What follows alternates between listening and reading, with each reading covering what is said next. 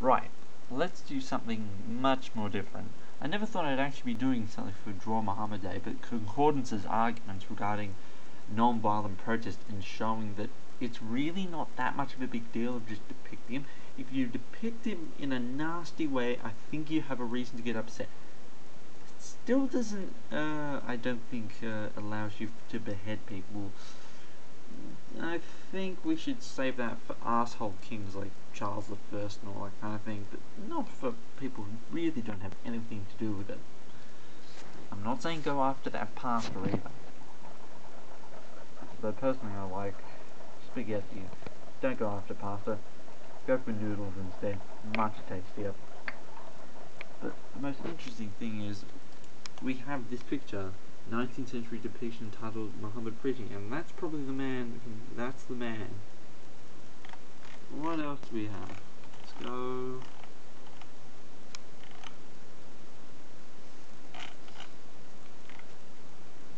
Anonymous artist's illustration. There's Muhammad. Muhammad's supposed to be in this one as well. See?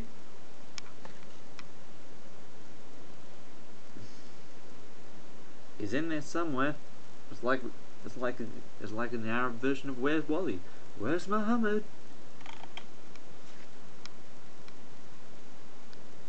Muhammad's seal. That's interesting.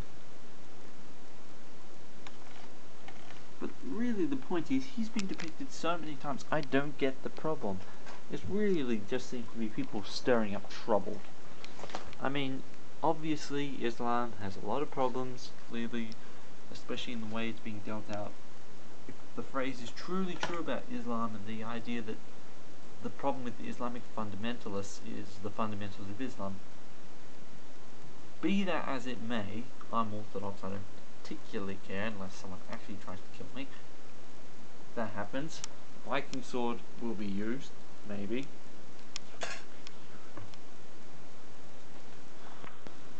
But in reality, it's not something to get chucked up over. Here's how I've drawn him. This is Muhammad the Nomad. Or should I, this is not Muhammad just before battle. We have him in full cavalry kit, heavy cavalry kit. Scale mail, a metal helmet, a lance with a banner, a shield, a saber, and a bow on his horse. Quite a formidable force, I have to say. Most cavalry like that is something you don't want to mess with. And he doesn't even have barding on his horse. Now those are the nasty ones. Okay, I can't draw horses. It's paint. I did this quickly. Who cares? But it's interesting to note how one person talked about Muhammad completely tearing Persia to bloody smithereens. I realised that most nomads who go on the warpath seem to do disproportionate amounts of death and destruction, even if you compare to, say, the Wehrmacht and the Soviets in World War II and Alexander and the Romans. They did damage, but somehow the nomads seem to do 10 times more for the amount of time they're out there.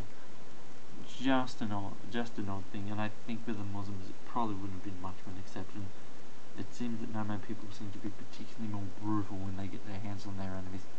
Maybe they need to be for psychological reasons in terms of warfare, but from what I understand, Muhammad was a pretty good tactician, so then again, Jesus was pretty much the only religious figure who didn't have any war involvement.